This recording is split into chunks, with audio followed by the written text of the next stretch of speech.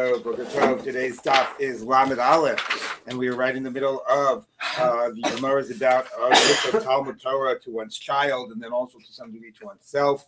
And we are pick up with in the middle of daf. Today's daf is daf Lamed Aleph. We are picking up in Lamed Amud Bet, and we just did some agadata about how Torah is used in this very militaristic type of an imagery. And we pick up about, where are we? About five lines down in the medium-sized line. Tanu Rabbanan. And the Gemara just spoken about how the Samtem, the professor from Kriyat Shema, is Samtam, a perfect elixir, and like a panacea, and the Torah will be a perfect way of dealing with the Yetzer Hara. It will control the Yetzer Hara. Tanu Rabbanan. So 5 lines down in the medium-sized line. Kasher Yetzer Hara shafilu yotzro karara. The Yetzer Hara is so bad that even its creator called it evil. Shene'amar ki yetzer lev adam ra min urav, which is obviously very important, right? Because the whole beginning of Bereshit is God creates things and says ki tov, right? Like it's vayarokim ki tov, and then finally it's ra. What's ra is what people do, and what's at the end of Bereshit. And yetzer lev adam ra min urav. Amar Rabbi Yitzchak. Every day it renews itself against you, like it's always finding new ways to attack you. It's evil the whole day. I guess it means it also like rejuvenates every day.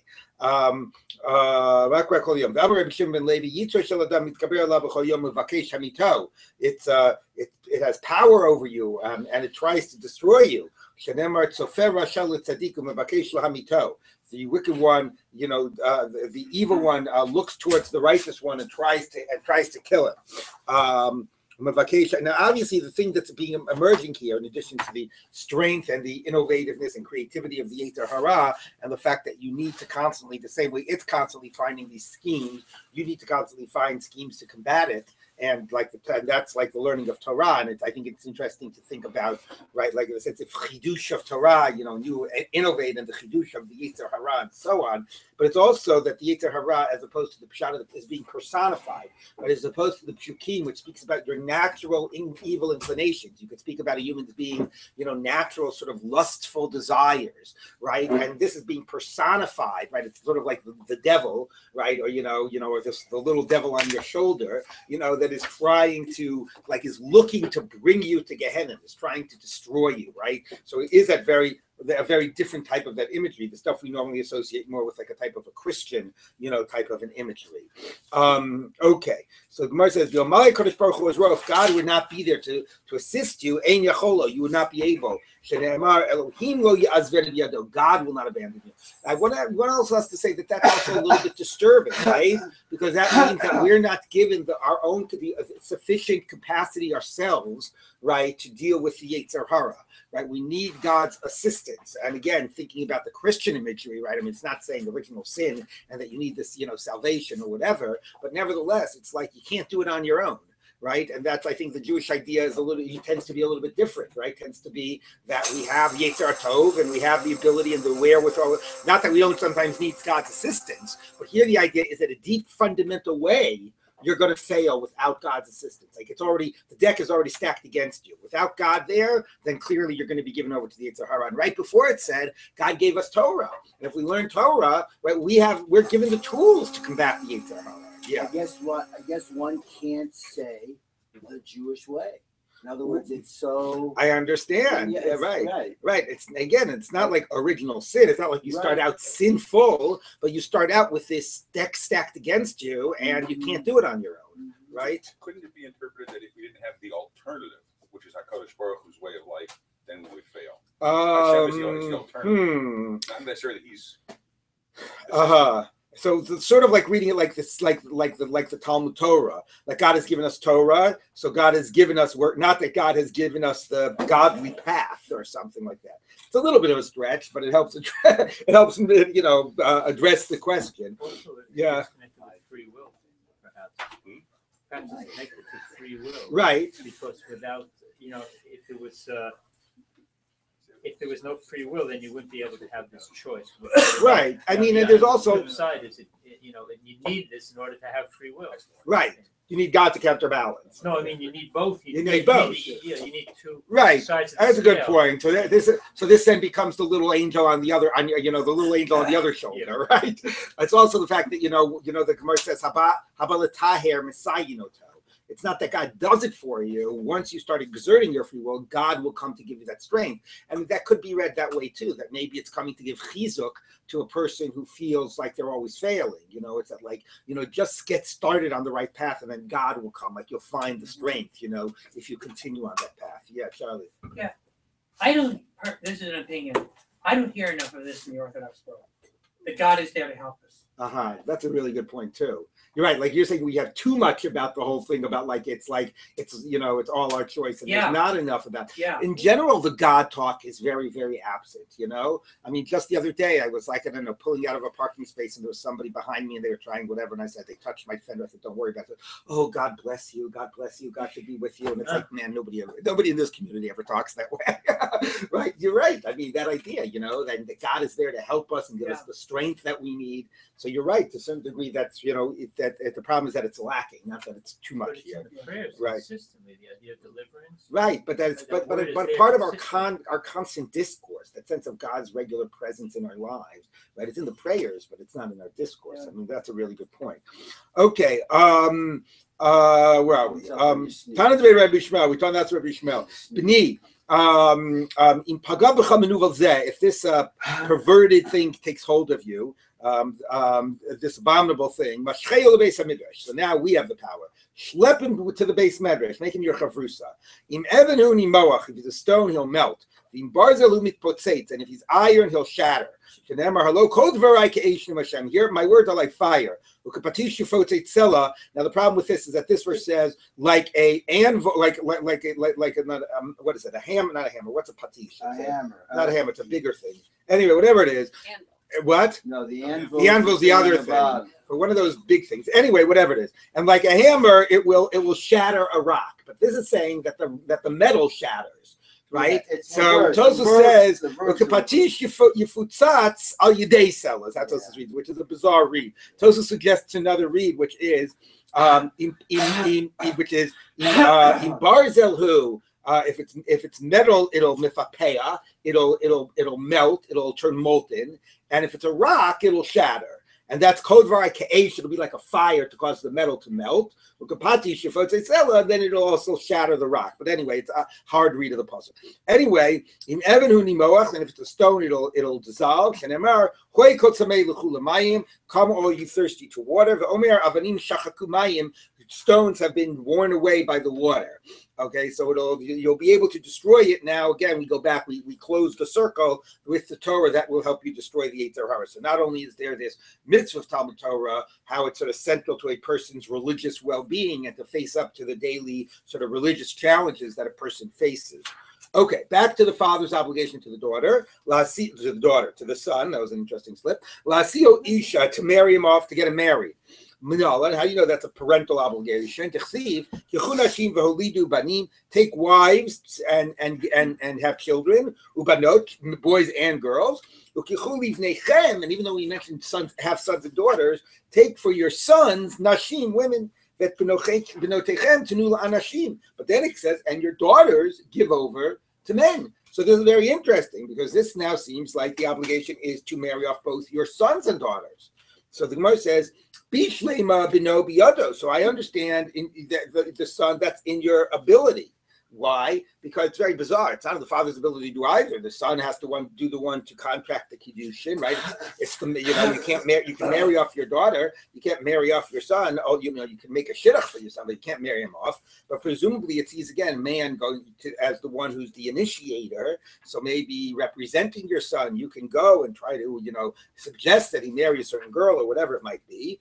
But it says elabito biyadoi. This has got to be one of the most ironic gemaras, right? We learned earlier on that the father can marry off his daughter against her will, and they're saying, how can you command a father to marry off his daughters? That's ultimately the choice of the man. It's not the choice of the woman, right? So yeah, well, let's just give the answer. This is what it's saying. Nita lamidi v'lav shev v'nechasye. You know what? Give her something. Have her wear, nice clothing and ornaments. So that men will be attracted to her and want to marry her. So do for your daughter. Give her a nice dowry. So even though in the end it's the man who is making the proposal, who's doing the proposing, nevertheless, do what you need to do to get men to want to marry your daughter. Now, again, it's very ironic. First of all, it's strange because here it basically speaks about a father's obligation to sons and daughters. And the Gemara all along was the father's obligations are only to the sons, not to the daughters. And the Gemara doesn't even question.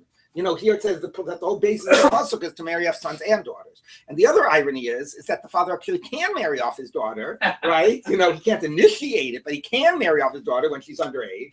And he can't marry off his son, whether he's underage or whether he's bar mitzvah. But nevertheless, seeing again, like that first stop in the Gemara, Ish, Ish is machzirah harav daso, sees that the father, even when if he's representing his son, he can be an initiator and he can get the things, get the process going.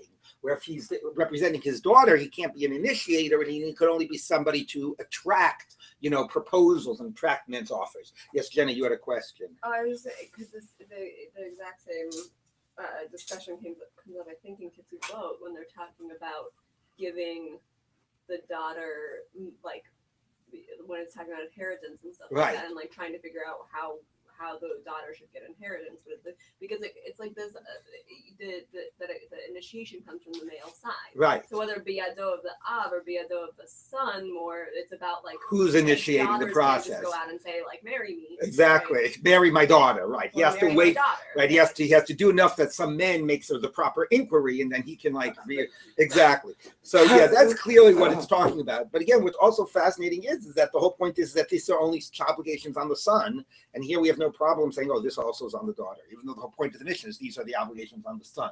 Okay, anyway, so now the Gemara continues. L'lamdo umanut, and to teach him a trade. See life with the woman that you love. In isha mamaki, so if it literally means a woman, the same way he has to marry his son to a daughter, to a wife. So it's a chayim, a livelihood. In Torah, and if the Isha here is a metaphor and refers to Torah, here's Torah as the other woman. And pointed out that Boyarin speaks about both the militaristic metaphor with Torah, like fighting the war, and also Torah as and then we saw before the whole competition between Talmud Torah and being married and where your responsibilities are. So here the Isha, the woman who you're living your life with, could be Torah. Okay, Torah he kashem shchayv lam the Torah. The same you have to teach him Torah. Kachayv lam the you have to teach him a trade. And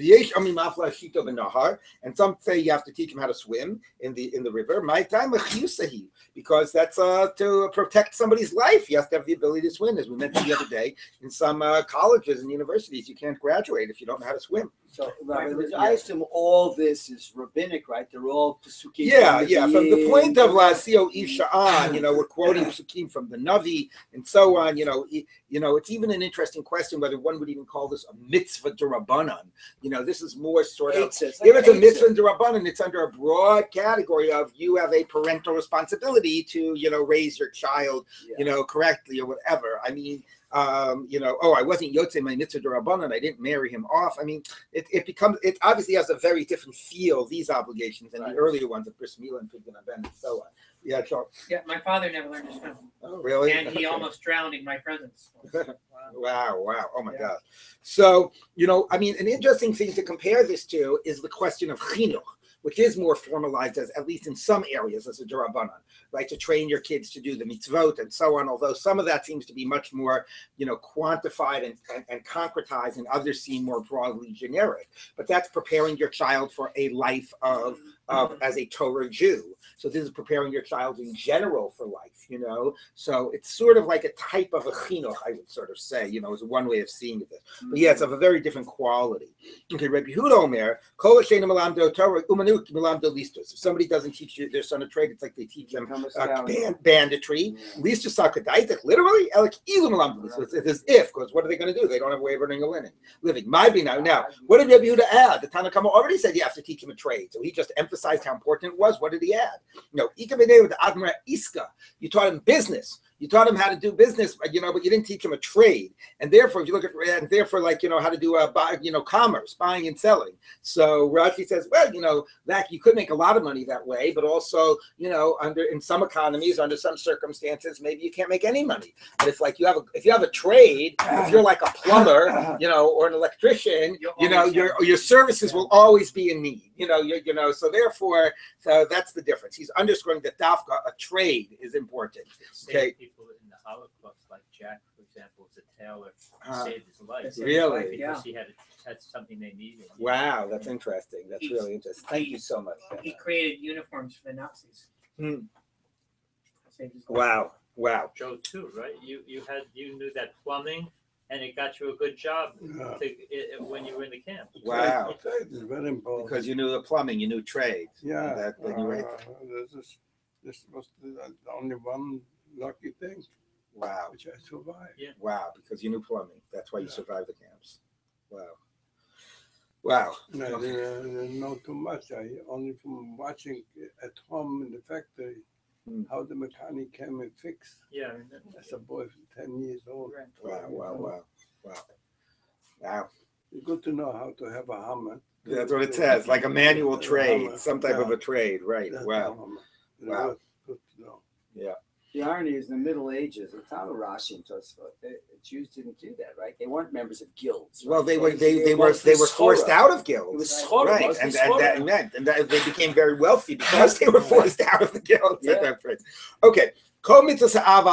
Now we completely switch gears and get into like the mother load, if you'll excuse me, of Kibbud Av V'Em, in Shas, which is the second part of this mission, which is all of the obligations of the father on the son, which means that the child owes to the father are equal men and women.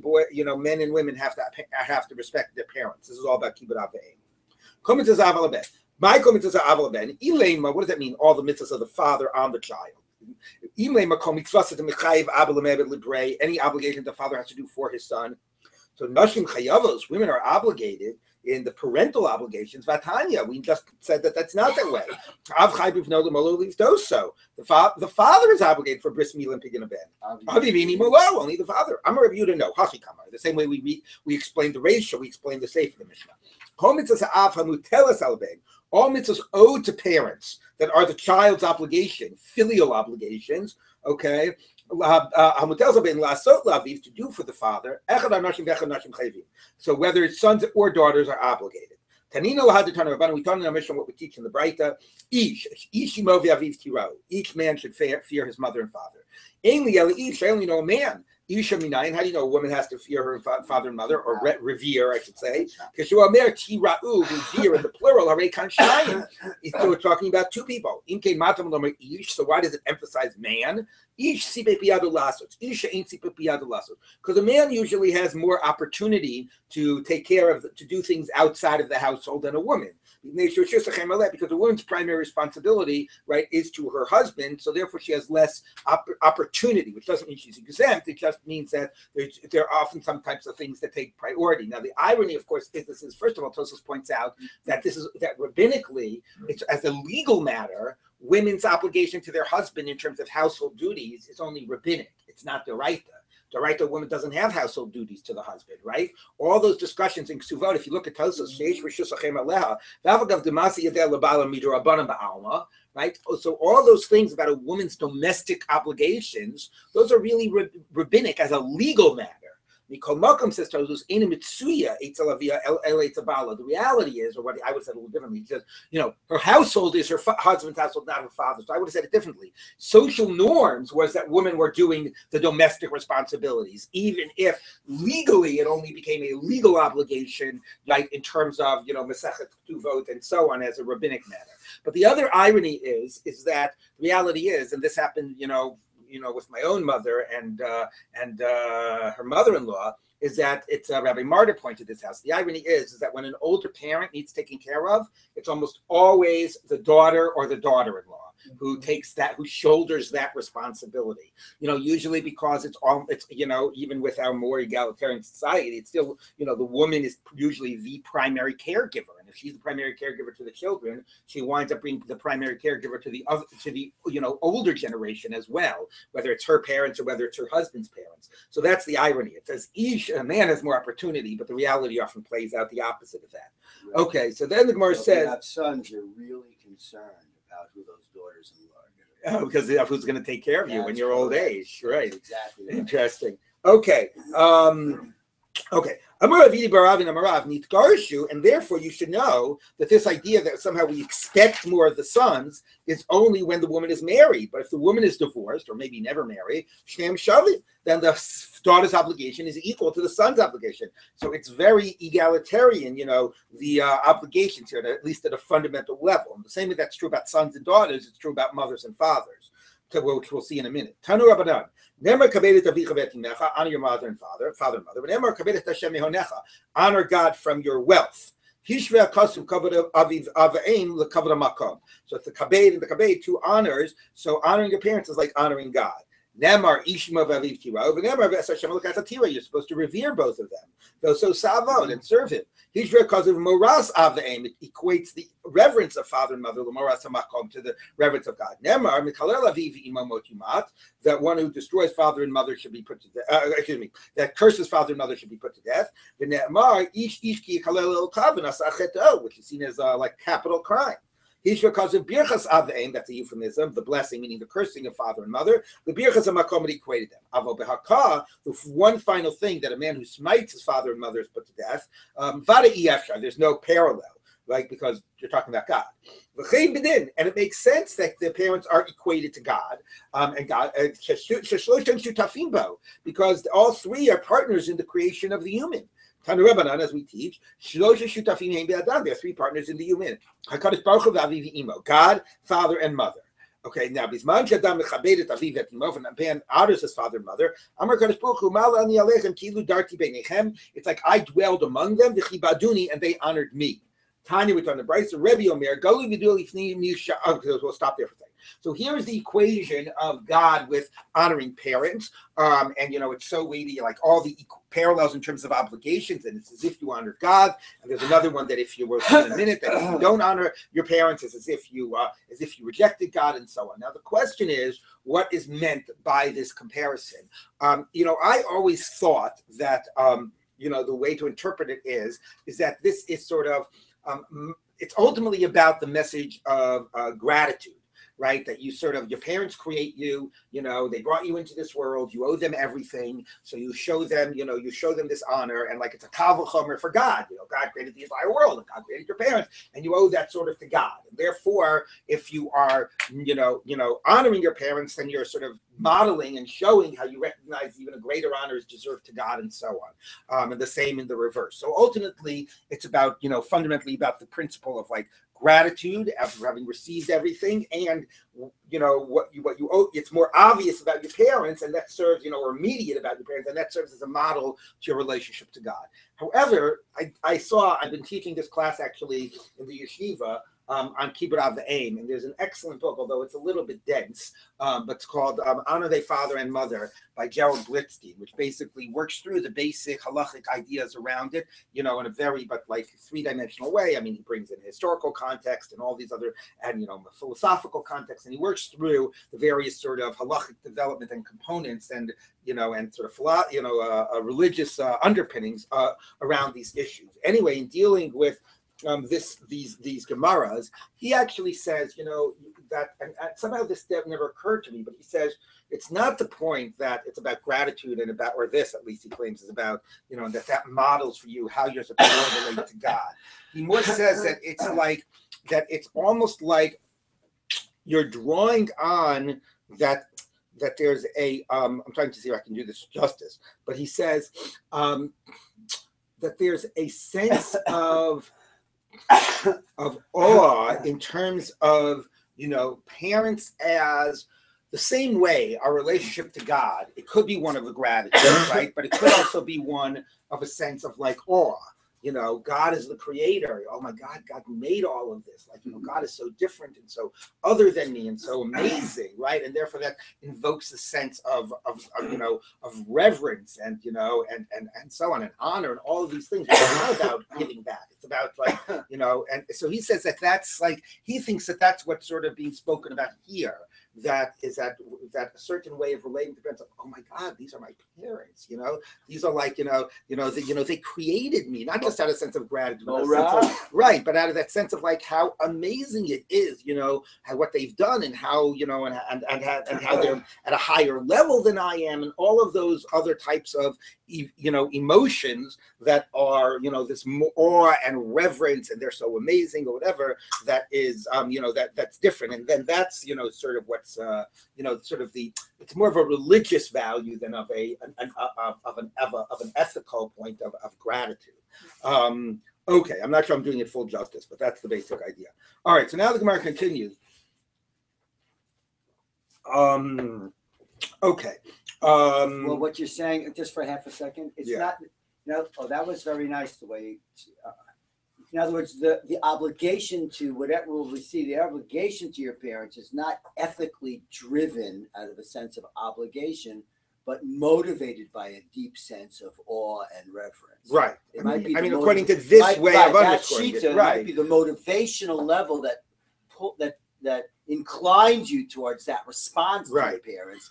Is the same one that enables you to daven, let's say, for a Kaddish. Right, and it's also the question of what's your basic source of that feeling. Meaning, if you see it as gratitude, then you start at the human level. You obviously feel gratitude to your parents, and that should then translate in your relationship to God.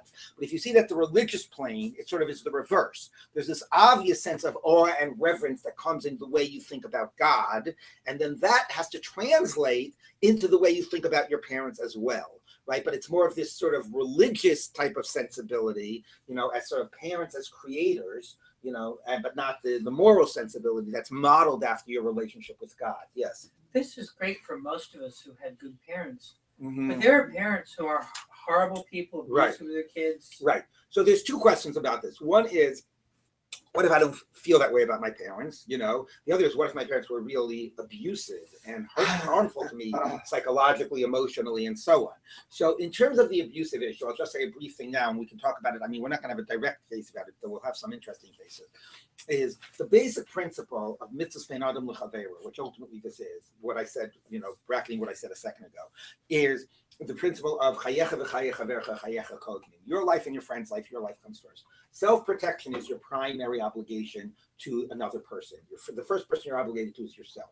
So therefore, when people are for their own psychological well-being, they have to maintain distance from their parents, and they can't have really, various types of, or anything to do with your parents, depending on the circumstances, then their obligation is primarily for themselves. They're not supposed to, do anything. In that place they're not allowed to do these acts that keep it on the aim if they need to take care of themselves, and that comes first. Now, if we're not talking about something that's psychologically damaging, you have to extend yourself a great deal personally and financially to do them. It's just keep it on the aim. But if we're talking about really protecting yourself, your well-being, then that comes first, and that's a very important principle. That's number one. But let's say it's not a question about somebody that really is in a psychologically damaging relationship with their parents, but just like, my parents weren't good people. Like, they didn't hurt me. Like, I don't have a problem with them. But why do I owe them disrespect? They're not good people. I don't feel disrespect to them. So as we'll see, the issue is not, the Torah is not telling you how you have to feel about your parents. It's telling you how you have to act towards your parents. You act in respectful ways, whether you feel respectful or not. You act in a way that shows honor, whether you feel that they are deserving of that or not. Now, we can have a broader conversation. Why should I even have to act that way if they don't deserve it? And we can talk about the larger societal institution of taking care of parents and the older generation, or because of these moral messages. At the end of the day, you still do owe them your lives, even if they were terrible parents and all those things. But those are two very important principles, which is, one is the Torah is not telling you how to feel, it's telling you how to act in respectful ways. And number two is that self-care comes first. Okay, and those are very important principles. The other thing I should mention at this stage is the one thing the Torah does not command about parents is love. You're not told to love your parents, which is interesting. You think about that one. Yes, you got a question? There's people who feel neglected by God, or like you know. So I wonder if there's That's an interesting question too, right? With how we respond to that. Yeah, that's a good question. Very good. Okay, so now the Gemara continues. Tanya, last line of Lamed Amud Bet. Rabbi Omer, it is revealed and known to before the one who created the world that a son shows honor to his mother more than his father. He's more natural, because he encourages him with words. Rashi says sort of like seduces him. But basically, what it's basically saying, I'll just slightly, reframe it a little bit, not really, is that the mother classically is the nurturer. The father classically is the authority figure. So the nurturer is the one that you want to protect and take care of and do good things for, right? And that's key kavod. As we're going to see, the primary expression of kavod is feeding and clothing and taking care of their needs and showing them gratitude, showing them that honor or whatever. So the one who nurtures, that's the natural response. The one who's the authority figure, the more natural response is reverence, right? Is that sense of stepping back and feeling that distance and that a little bit of that fear. Okay, so that's why the Torah reverses it. The Torah tells you that even though you're more natural to want to honor your mother than your father, therefore it says kabedet avicha, to tell you have to make sure you don't give your, you not that you prioritize your father, but you give your father the proper kavod. Similarly, it's known to God that a son more naturally has fear and reverence of his father. Here it gets back to the Torah, but I would say more in general, the father more embodies a sense of authority as an authority figure. Therefore, first it says ish imo v'aviv tiro, imo first. To tell you, make sure that you give your mother her due, which, by the way, also teaches you a principle, which gets back to what I said before, that sometimes the command of kibbud av v'em is telling you to do something that does not come naturally, right? You don't have to command things that come naturally, which might be why you're not commanding love. Not that kids always love their parents, but anyway, so even if it's not natural, the Torah is still demanding it. Okay, Tani Tana Kamei Reb Nachman, Tan in front of Reb Nachman. When a person causes anguish to his mother and father, it's a good thing I chose not to dwell among them. Had I dwelt among them, they would have caused me anguish. If this is how they act to their parents, then maybe it means if my presence had been there, then I would have suffered as a result of the way they treated their parents. Or maybe it means this shows that it's a good thing I don't have more of a presence in this world, because if they can't respect their parents, imagine how they would relate to God. I'm Rav Yitzchak. Kol over there beseiter. So now we digress a little bit. Teaches Rav Yitzchak, whoever because this is about God's presence in the world and how our acts would cause God pain or affect God's presence in the world. Okay, Kol over there beseiter. Anybody who does a sin in private, in hiding, it's like pushing God's legs outside of the world. The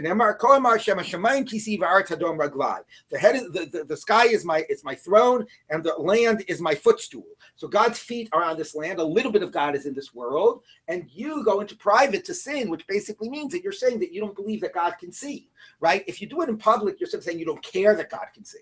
But if you're doing it in private, you're saying you don't believe that God can see, and that's why you're doing it in private. You think you can get away with it. Of course, maybe it means that you just care about people. But anyway, one way or the other, it's like you're saying that God doesn't have a place here. The only people that have a place in this world are people. They're the only one I care about. God, I don't care about. So you're pushing God's presence out of the world. I'm Rabbi Yoshua ben Levi. Also, here again, we get like a little bit of pushing God out of the world. A person cannot walk with an upright posture. The entire land is filled with God's presence. So you walk with an upright posture. It means like you're emphasizing your presence. You're fundamentally the one here, as opposed to like recognizing your awareness of the presence of God. Rav Huna Braid, Rav Yoshua, Lomaski Arba Amot, he did not go for Amos Pekilui Arosh with an uncovered head. Here's the basis for the idea of a kippah. Amar Shechina Lamala Meroshi. The Shekhinah is above my head, that sense of always being aware of God's presence. Now, again, this is, on the one hand, this is because we talked about causing me pain if I had dwelled among you. But on the other hand, one can also not fail to acknowledge that the point is, to some degree, what the Gemara has set up is the way God does dwell among us to a certain degree is through our parents. Like if our parents are sort of seen as representing, right, the creative force and the ones that brought us into the world in God's presence. And later we're going to have a Gemara, which is going to be that a certain Amora, when he saw his mother come, when he heard his mother's footsteps, he said, the Shekhinah is coming. Okay, so that sense of like God's presence, right? So it raises this interesting question about if this is a way we have to be aware of God's presence. Also, how do we feel when we're in the presence of our parents? Seems to be the obvious question that's being sort of suggested or put out there. Yes, Charlie. Why doesn't this last halakha about covering your head? Why does it apply differently to women? Well, first of all, it's not a halacha. This was just what this Amora did. Then it just became a widespread practice. But it is a good question. Good day women cover their hair once they're married. But again, that's a good question. Like, how come that did not get adopted among women? Maybe because the hair covering was a sign of a married versus an unmarried woman. And, but I don't know. But we had a Gemara about covering right. The general, the married men covering their hair. Yeah, I don't know. It's a good question. Okay. Shal ben Amana Achat at Rabbi Eliezer. Now we get to a certain halachic discussion. Shal ben Amana. It's so interesting the way the Gemara, when it deals with Kibbutz Avim, is constantly moving between halachic analysis and agadic discussions. And part of it is because it's just there's so much like moral education that needs to be done, and talking about the values and talking about striving for an ideal. We're going to see that's a major theme about sort of putting out there an impossible to reach ideal that we have to be striving for. And the other point, though, also, is because, and I forgot what the other point I was going to say about this. I forget. Okay, it'll come to me anyway. But there is this constant moving here between, the agadic, and the halachic discussions around Kibbutz Avim. So let's take a look. Shol ben Amana Achat at Rabbi Eliezer. So a certain son of a widow asked Rabbi Eliezer, Abba Amar Hashkeni Mayim. If my father tells me to pour him water, allow him to, he wants a cup of water, because that's going to be a classic act of kavod, is providing food and for your parents, just giving them the service of providing them the food. And my mother asks for water. Which one comes first? Amar la halach kvod imcha ve'asei kvod avicha. Put aside for a moment your mother's honor and do your father's honor. You and your mother are obligated in your father's honor. So this again gets to, as we'll see in a minute, fundamentally, as the Gemara before emphasized, fear and honor, reverence and honor of mother and father are fundamentally equal, except if the same way son and daughter equally have to honor their mother and father, except if the woman is married.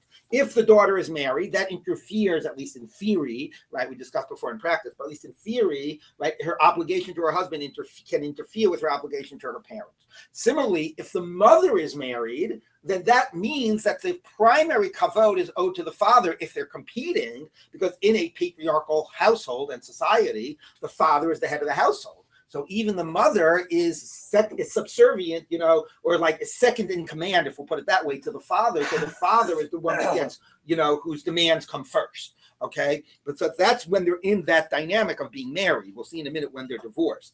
He came to Rabbi Yeshua, and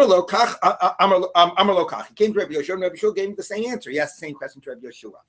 Amarlo, he said to Rabbi Yoshua, Rabbi nitgar shamahu. Let's say my mother is divorced. Then which obligation comes first? Amarle, he said to me, Bein miseinecha, from your eyelashes, nikar sheben almana ata. It's clear that you're the son of a widow. Apparently, Rashi says he had no eyelashes. They all came out from crying. Clearly, you're an orphan. And therefore, apparently what bothered him was, you're allowed to ask as a Talmud Torah halachic question, but he asked it as if it was personally relevant. He said, what if my father tells me this? Not what if a father demands it, but Abba. What if daddy says this? What if mommy says that? Okay. And here he was an orphan. Now, I don't know how to explain the next line from a pastoral perspective. He says, it's clear you're an orphan. So you know what? Go pour water in a in a what do you call it, in a bowl, in a bowl, the and like cluck at them like chickens and have them come and drink from the bowl. Okay, which is like, what? So Rashi sort of says he was like mocking it because he was asking it as if it was personally relevant when it wasn't personally relevant. I don't know if the right person you want to be mocking, asking about a question about how to treat one's parents, is an orphan child who's maybe is like imagining and longing and for having parents. I really don't know what to make of that. I don't know. That just leaves me speechless. I don't know what to make of that. I will say from a halachic standpoint, the halacha is that if they're divorced, really there is no way of determining which one comes first, and you have to and you get to choose. And by the way, this can come up because if you have divorced parents and they're making competing demands and claims at you, right? There is no easy halachic answer to decide how to choose between them. And that, by the way, is another relevant point. Maybe this is what I was trying to say before about the sort of shift between Agadata and halacha, is that in Bein Adam L'Chaveiro, you do not have overly specific, quantified, detailed halacha. It's not like, how my esrog has to look and how my sukkah has to be built in terms of exactly, tell me exactly, like, in these circumstances, this is what I do. And in these circumstances, there's more, there are general obvious halachot and guidelines, but there's a lot of gray. And part of that reason is because the human condition is so complex, there's no way you're going to describe all of the realities and contextualize all the realities. But another reason is that because in Bein Adam L'Chaveiro areas, the primary sort of, we're not just looking for obedience. We're not just looking for, I did my obligation of giving tzedakah because I did exactly what the Shulchan Aruch said I should have done here. And I did my obligation of kibbut av v'em because I looked it up in Shulchan Aruch and I did exactly what I was said, right? I mean, but they were supposed to be exercising also your moral judgment and muscle, and not just your, obedient muscle and judgment. And therefore, you have to use your moral judgment in deciding these types of things. So it's very interesting that here actually there's no answer. You're going to have to figure that out. And again, part of this shifting between halacha and agadata, and particularly here, it's very, very high. This regular shifting, is, I think, to some degree because this is not like an overly precisely defined halachic area.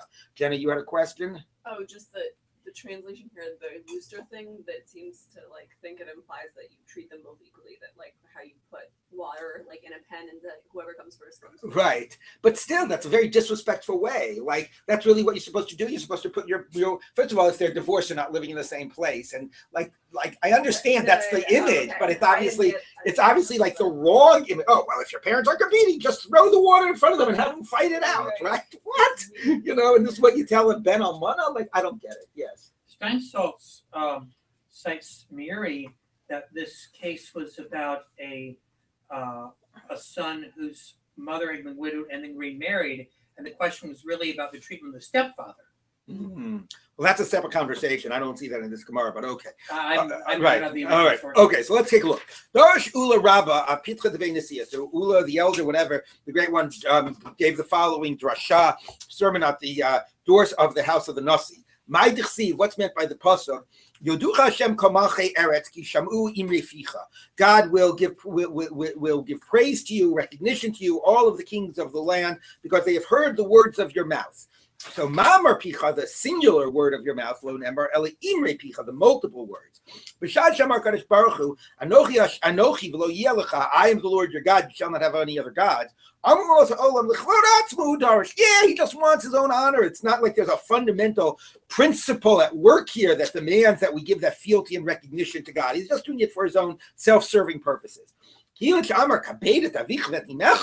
then he said, honor your mother and father. Oh, then they understood there's a fundamental principle here about giving honor and respect to those that bring you into the world and do things for you, gratitude or whatever it is.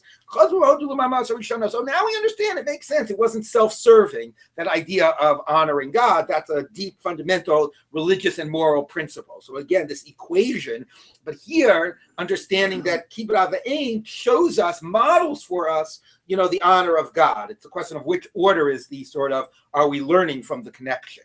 Okay, Rav Amar Mehacha, similar drasha from a different pasuk. Rosh Dvarcha Emet, the first of your words are true. Rosh Dvarcha v'lo Sof Dvarcha, what, only the first, not the last?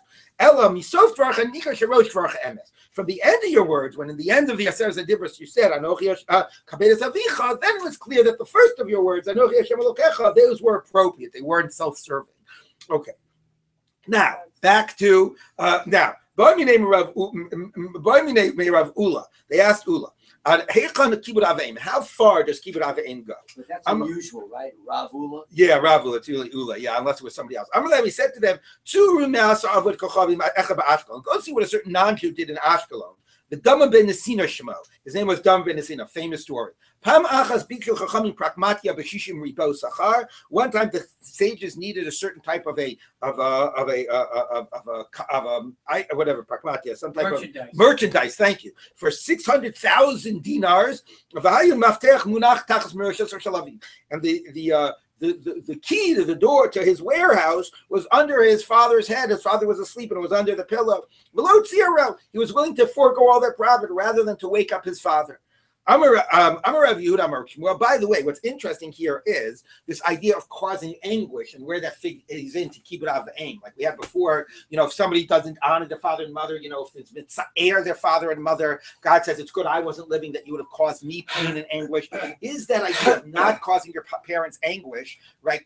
Now you could say, no, the real keep it out of the aim is you don't wake up your father was sleeping. But the issue comes up also, like, let's say, especially for adult children, like making choices that are not the choices your parents would have wanted you to make. That caused them a lot of aggravation and anguish. Are you not allowed to do that because of keep it out of the aim? Keep it out of the aim means I can't ever do anything that might cause my parents anguish. But there again, there's a difference between making my own choices and them not being happy with it, because also I'm, and I have rights to sort of lead my own life as well. And there's another thing about like directly doing something that's offensive to them or just, or disrespectful to them and so on. So it is interesting, like exactly where do you, what would waking up with a parent be? Would that be a problem of mora, of awe, of reverence? Would it be a problem of kavod if you're supposed to cause your, give your parents food and clothing and provide them for their needs? So allowing them the opportunity to sleep, like exactly, how to precisely define each category and what halachically falls in what is a little bit of a question. You could imagine the father waking up and saying, "What? You didn't wake me up?" Right, right. Now one imagines that it's the son's profit and not the father's profit, but still the father could say, "Are you an idiot? Did I raise an idiot?" Right. So one has to presume. That's if he would have been Jewish. Maybe. Okay. Anyway, but I got to tell you, like I learned this, at a very early age. And it made a big impression on me. I do want to say it made a big impression. Not just in terms of kibbud aim, which it did. And that's, by the way, why these agaritas are so powerful, because you can tell halachas from today till tomorrow.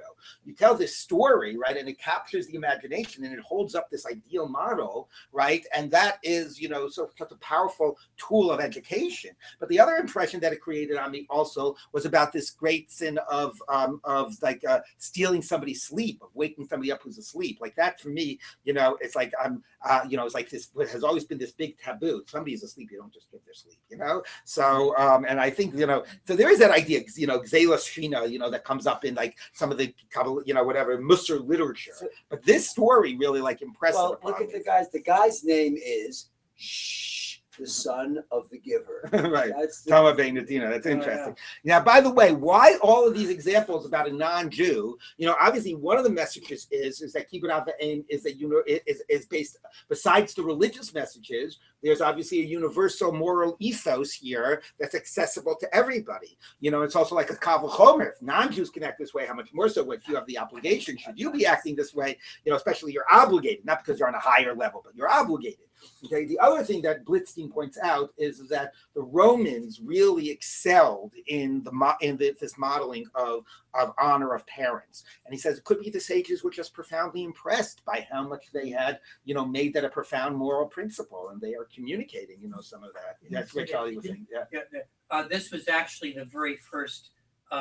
The sugya, the very first Gemara share I ever attended. So I also learned this. Yeah. Well, doesn't it say that Esau was also? There's all these stories about Esav, how much even though he was in Russia, he was machabed of.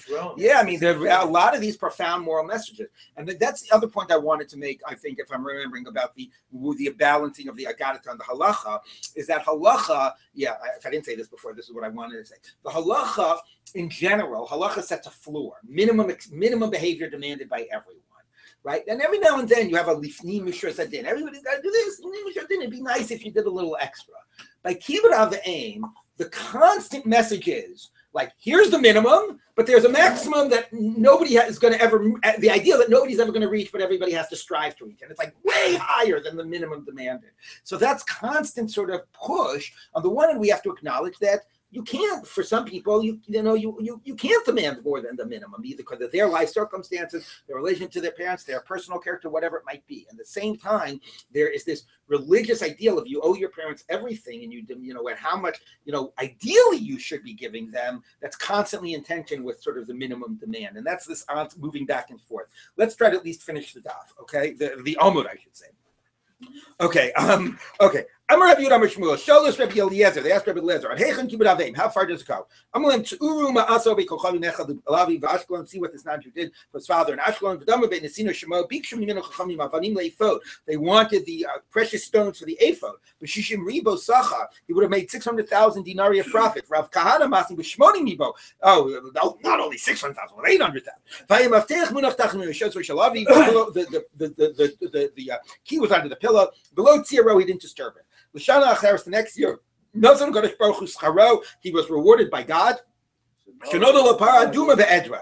He had a paraduma, and that he could have charged whatever he would have wanted. V'nichnesu chachmei Yisrael, so the sages came to him. Amalem Yodei ani bachem she'imani mevakesh mikem kol mamon shebalam. I know if I could ask anything in the world, Atem nostimli, you would give me whatever I would ask. Ella, this guy was such a tzaddik. Einani mevakesh mikem al osam mamon shivsadati. I'm only going to ask the profit that I lost, b'shul kavod haba, because of the respect I show for my father. By the way, one else has to worry. Think about the image and the metaphor here that he is providing the sages with the necessary objects for their religious, central, for the Kohen Gadol, for the Paraduma Tara, for the sake of all of Klal Yisrael, this non-Jew is providing, and the non-Jew is also providing the model for this central religious principle of Kibbud Av V'Ein, right? It's pretty amazing. You got to sort of acknowledge. Did he ask for the 600 or the 800? That's a good question. If somebody's not obligated, that's what they can reach. How much more so somebody who's obligated, has to strive to do that. Or how much somebody who's obligated would be rewarded. Somebody who's commanded is at a higher level than somebody who's not commanded. Interesting questions about what that's about. Is that about? Rashi says, well, because if you're commanded, then you want to break. If you feel a sense of external obligation, you're not as internally motivated to do it. I think that the more general principle about that is that if you're commanded, it shows that that action is more demanded and desired by God than if you're not commanded. So obviously, it's going to be at a higher level, but here becomes an important principle, exactly what I was talking about religious versus moral obligation. What happens when you make something a religious obligation? Does it stop being felt of as a moral obligation? Mm-hmm. Oh, I got to do kibbud avim, I got to give tzedakah, because that's what it says in the Shulchan Aruch, that I got to give tzedakah. And then how much does it undermine sort of the moral sense of the drive? And maybe that's part of the challenge. This non-Jew who didn't have it as a religious obligation, he was really able to strive to a certain height. Maybe part of our challenge is maintaining that sense even after it becomes a religious obligation, a commanded thing. I'm just going to hold off the questions. I just want to turn the page. Okay, right. Amar of Yosef. I used to thought, if somebody would tell me Rabbi Yosef was blind, and he said, if somebody would tell me that we rule like Rabbi Yehuda, who says a blind person is exempt from mitzvos, if somebody would tell me that that's how we rule, I would make a yontif for the Torah scholars, because I would be why? Because then I would find out that I'm not commanded, I'm blind. And I'm still doing the mitzvos, so I thought I would get a lot of reward. Now that I heard the teaching of Rabbi Chanina, one who is commanded is greater than one who isn't commanded in terms of the reward that they're deserving. The opposite. If you tell me you don't rule like Rabbi Yehuda, then I'm obligated, then I'll feel better, then I'll make the yontif, because then it means my reward will be greater. Okay, let's just do one more story of Dama ben Nesina, at least turn the page. He also Rav Dimi Yama, when Rav Dimi came from Israel, he said, one time this Dama ben Nesina was wearing this golden embroidered garment type of a sirkon, whatever that is, what's it called, a toga or something. Okay, I don't know. And he was sitting there amongst the prestigious people of Rome. Ubasa Imo, his mother came, and tore it off of him. The top chalo rosha and bang, slapped him on the head with it. The yarka lo b'fanav and spat in his face. Below he chalima, and he didn't embarrass her. He embarrassed her. He was willing to show her, the reverence that she was due. By the way, right? It's interesting. Before we talked about you're more likely to show honor to your mother and reverence to your father, and Dama ben Esina's modeling, the less likely. Right, he showed honor to the father. I mean, it's exactly how you framed the not waking, but the Gemara sort of said kavod. He showed honor to the father by not waking, and one would imagine again. You could frame this either way, but one sort of says like not responding, and even in the sense of greatly being shamed and embarrassed is the reverence, right, to the mother.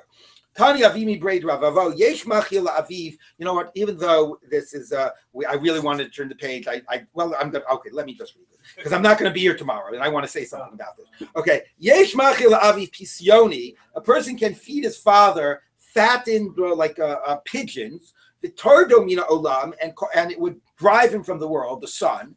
The Yesh Matchino Berechaim, and he can cause his father to grind in the millstone. He'll still get the world to come. What does that mean? So the Yerushalmi tells a story. It says a father was feeding his son these fattened pigeons. A son was feeding his father these fattened pigeons, this delicacy on a regular basis. And one day the father said, "Where do you get all of these beautiful, these dishes from?" And the son said, "What do you care, old man? Just chew it and eat it." Okay. Whereas, so that's you could, and then the other case is that the son was working in the millstone and doing this hard labor, and he was called, and the father was called to do some service for the king. And the son said, "You know what? You work in the millstone. I'll do the service for the king because the service for the king is obviously one that's much riskier or harder, etc." And the point being, and this is such an important point, is that at the end of the day, we're going to list, we haven't listed yet, but we're going to list certain actions and activities which are about kavod and yira. You don't contradict, you take care of their needs, all these types of things. What the Gemara is saying is, you're not yotze your obligation by doing those activities. There's ways you can do those things that show respect, and there's ways you can do them that show disdain and disrespect. You can feed the most delicious meals in a way of complete disdain and disrespect. That is not kibbud aim. You could do none of those activities and do the biggest kiyum in kibbud aim. So ultimately, right, it's not like so much of halacha focuses on shake the lulav like this and move it like this and put on the tefillin like that. And here what the Gemara is saying is kavod. It's not how you feel. You might not feel honor or respect. We don't care how you feel. What we care about is how you act. What are you demonstrating through your actions? Are you doing an act that shows respect or that doesn't, right? So it's not how you feel, but also the action itself is not sufficient. It has to be an action done in a way that demonstrates honor and respect rather than because you could do the exact same action and it could demonstrate the exact opposite. Okay, and that's again a really important principle by kibbud avim, different than you find most other times. It doesn't matter how I'm putting on the tefillin, like what attitude I have when I put on the tefillin, I'm still being yotze. But the attitude that I have and what I communicate when I'm doing acts of kibbud avim can make all of the difference. All right, so we'll end with this. Two things. Yes.